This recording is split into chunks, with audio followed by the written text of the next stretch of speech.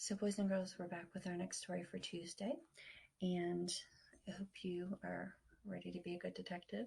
Listen for the details and all the things that you think might be important in the story. Kind of keep those in your mind as I'm reading.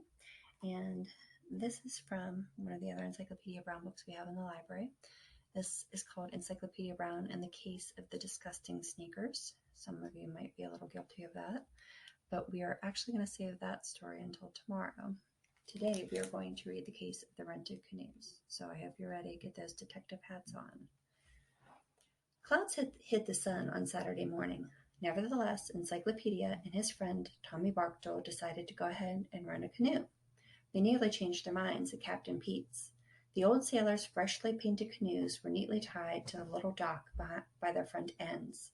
They were just not in the water. They were partly under it.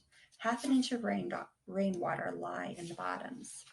"Sorry, you'll get wet feet," Captain Pete apologized. "I painted the canoes the other day. As I launched the last one, I twisted my ankle and had to go home. The canoes stayed out in the rain, but there's not enough water in them to matter." "The water won't bother us," Tommy said. Captain Pete rang up the rental fee and laid 2 paddles and 2 life jackets on the counters.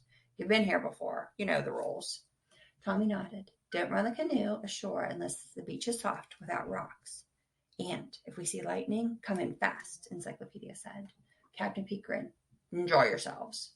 The boys chose canoe number 6. Since they were both the same weight, it didn't matter who sat in the back and steered. "It's your turn," Tommy said. "I steered last time." Encyclopedia wasn't about to protest. Being able to paddle and steer was more fun than sitting in the front and just paddling. He sloshed through the rainwater in the bottom of the canoe and took his seat in the back. Tommy got in and cast off. They paddled across the Idaville River and entered the tree-lined waterways of the state park. After a while, they came to the park ranger station. It stood on a rocky little island, a patch of solid ground surrounded by mangrove trees. The door was wide open. The patrol boat that was normally tied to the dock in front was gone. The boys were about to investigate when they saw black storm clouds moving toward them. "Let's make waves," Tommy yelped. They paddled back to Captain Pete's as fast as they could. Captain Pete was waiting for them. He had the boys haul the canoe onto land. The previous night's rainwater spilled out as they carefully turned it over on its rack. Then Captain Pete examined the freshly painted pink and orange bottom of the canoe. "Not a scratch on her," he muttered. "What's this all about?" Encyclopedia asked. "Just making sure," Captain Pete said. 3 fishing rods were stolen from the ranger station." Earlier in the morning, he explained, the ranger had heard a boater's distress call over the radio. He had dashed off in his powerboat. He must not have closed the door securely, and the wind blew it open. As he pulled away, he glimpsed a pink and orange canoe approaching the station. "Had to be one of my canoes," Captain Pete said. "I purposely use colors no one else uses." "Who was in the canoe?" Tommy asked. "Ranger didn't notice," Captain Pete replied. "He was too concerned with the distress call. When he came back to the station an hour later, the 3 fishing rods were missing." "Who else rented a canoe this morning?" asked Encyclopedia. "The Baldwin sisters went out half an hour before you," Captain Pete said. "And the Smith twins left right after them."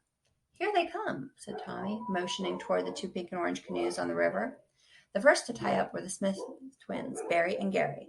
They were powerful, 160-pound high school wrestlers. The Baldwin sisters came in shortly afterwards. Peggy, a small 6th grader, sat in the front. Nancy, a big 8th grader, sat in the back. They tied the front of the canoe to the dock as the twins had done. The twins and the sisters claimed they knew nothing about the stolen fishing rods. "We never even got out of the canoe," said Gary. "Nor did we," said Nancy. The canoes had neither fishing rods on the inside or scratches on the outside. "Ugh," Tommy whispered. "Whoever stole the rods had time to hide them among the trees. Why did Captain Pete look for scratches?" "He probably figured the thieves beached their canoe on the rocks behind the ranger station, where there's less of a chance of being spotted," Encyclopedia said. "Scratches would tell which canoe it was." "They could have used the ranger's dock," Tommy pointed out. "Come to think of it, so could any boater. Maybe the fishing rods were stolen by someone else." "No," Encyclopedia said. "How can you be so sure?" Tommy inquired. "When we brought the canoes in," Encyclopedia replied, "we all made wet sneaker prints on Captain Pete's dock. You, me, the twins, and the sisters.